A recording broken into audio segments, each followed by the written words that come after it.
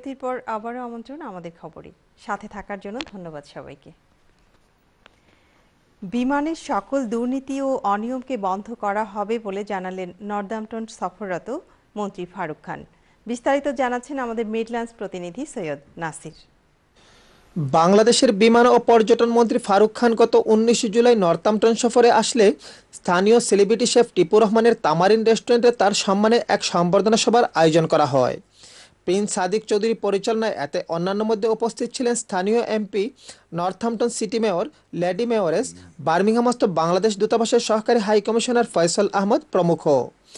বাংলাদেশ বিমানের সব অনিয়মকে বন্ধ করে বিমানকে লাভজনক প্রতিষ্ঠানে ফিরিয়ে আনতে প্রচেষ্টা চলছে উল্লেখ করে মন্ত্রী বলেন, ইতিমধ্যে আমরা নতুন দুটো প্লেন প্রকিউর করেছি এবং সামনে আগামী 2 বছরের মধ্যে আমাদের আরও নতুন প্লেন প্রকিউর করার ইচ্ছা আছে।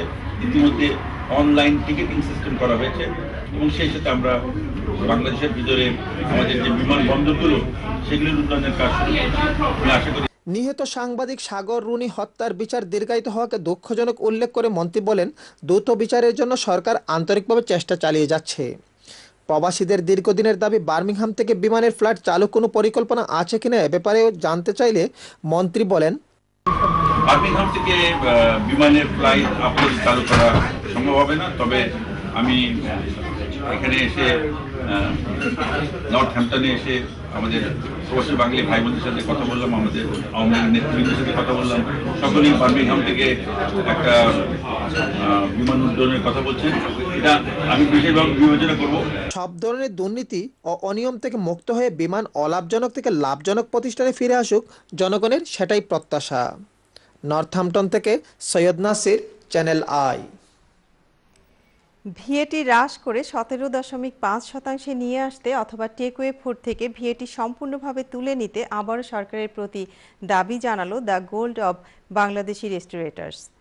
বুধবার ওলসলের সংগঠনের কার্যালয়ে বাংলাদেশি দৃষ্টিহীনদের চিকিৎসা সাহায্যার্থে ব্র্যাক ভিশন বাংলাদেশ প্রকল্পের একটি চেক হস্তান্তর অনুষ্ঠানে গিল্ডের নেতৃবৃন্দরা এই কথাগুলো বলেন। 1381 পাউন্ডের চেকটি গ্রহণ করেন ব্র্যাক কর্মকর্তা তানহা হাবিব।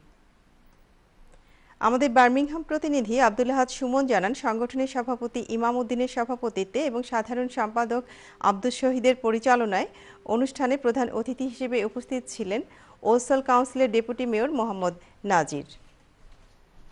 প্রধান অতিথি তার বক্তব্যে দ্য গিল্ড অব বাংলাদেশি রেস্টোরেটরসের কার্যক্রমের ভূয়সী প্রশংসা করেন। অন্যান্যের মধ্যে বক্তব্য রাখেন Walsall progressive society centre manager Mostafa Chowdhury Jubraj, restaurant ব্যবসায়ী সাদিকুর রহমান এবং আজাদ আবুল কালাম। এ সময় উপস্থিত ছিলেন গফুর মিয়া, সুরুজ কামাল। সুরুজ মিয়া, শহীদুল ইসলাম এবং ফারুক মিয়া প্রমুখ। শিক্ষাবিদ ও রাজনীতিবিদ আবু হুরায়রা সাদ মাস্টারের সম্প্রতি লিডস আগমনে স্থানীয় বাংলাদেশি কমিউনিটির পক্ষ থেকে এক সম্বর্ধনা অনুষ্ঠানের আয়োজন করা হয়। লিডস থেকে বিস্তারিত জানাচ্ছেন মোহাম্মদ জাকারিয়া।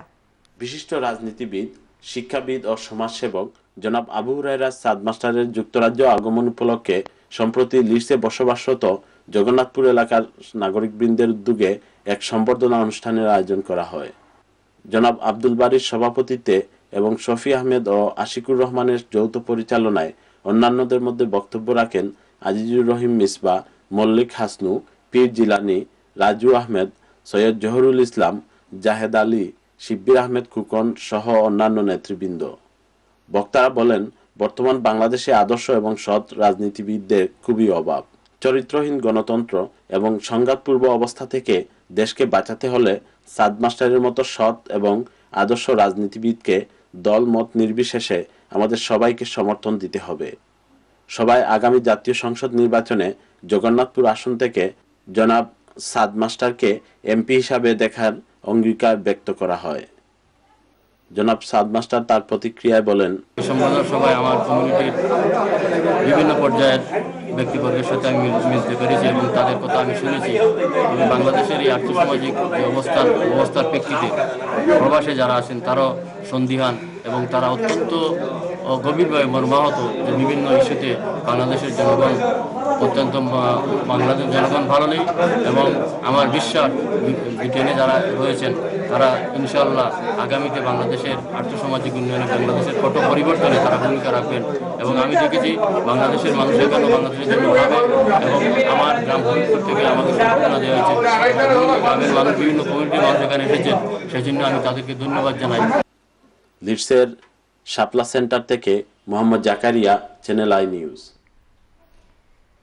প্রবাসীদের মধ্য থেকে বাংলাদেশের জনপ্রতিনিধি নির্বাচিত হয় স্থানীয়দের পাশাপাশি প্রবাসীদেরও প্রতিনিধিত্ব নিশ্চিত হচ্ছে, যা প্রবাসীদের জন্য ইতিবাচক বটে। মঙ্গলবার বার্মিংহামের স্মল হিটের একটি কমিউনিটি হলে রাজনগর সমাজ কল্যাণ সংস্থা কর্তৃক আয়োজিত এক সম্বর্ধনা সভায় সম্বর্ধিত অতিথি রাজনগরের ফতেপুর ইউনিয়নের চেয়ারম্যান মতিউর রহমান এই কথা বলেন। তিনি রাজনগর উপজেলাকে একটি স্বতন্ত্র সংসদীয় এলাকা হিসেবে পুনঃস্থাপনের দাবির সঙ্গে একাত্মতা প্রকাশ করে বলেন, মাননীয় প্রধানমন্ত্রী শেখ হাসিনা যুক্তরাজ্য সফরে এলে তিনি সকলকে নিয়ে একটি স্মারকলিপি পেশ করবেন। আমাদের বার্মিংহাম প্রতিনিধি সুমন জানান, নুরুল ইসলাম কিসলুর সভাপতিত্বে এবং জয়নাল ইসলামের পরিচালনায় উক্ত অনুষ্ঠানে বিশেষ অতিথি হিসেবে উপস্থিত ছিলেন নীলা চৌধুরী, আলহাজ জালাল উদ্দিন, গোলাম মাহমুদ মিয়া, মনসুর আহমেদ, মকিস নকুল দাস এবং অন্যান্যের মধ্যে বক্তব্য রাখেন ইব্রাহিম আলী, কামরুল হাসান চুন্নু, আব্দুল কাদির আবুল, কবির উদ্দিন, মাহবুব আলম মাখন, মোস্তফা কামাল বাবলু, রোহেল খান, হাবিবুর রহমান প্রমুখ।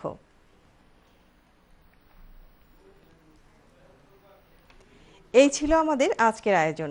শেষ করবার আগে জানিয়ে দিচ্ছি খবরের প্রধান শিরোনামগুলো আরও একবার।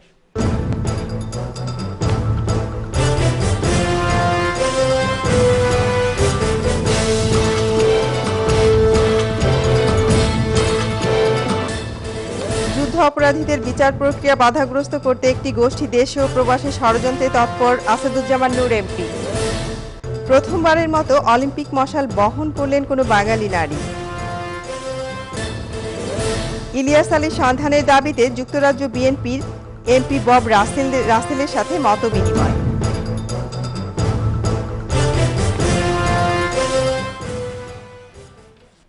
এই ছিল আমাদের আজকের আয়োজন। আগামীতে আমাদের খবর দেখার আমন্ত্রণ জানিয়ে বিদায় নিচ্ছি। ভালো থাকুন। আল্লাহ হাফেজ।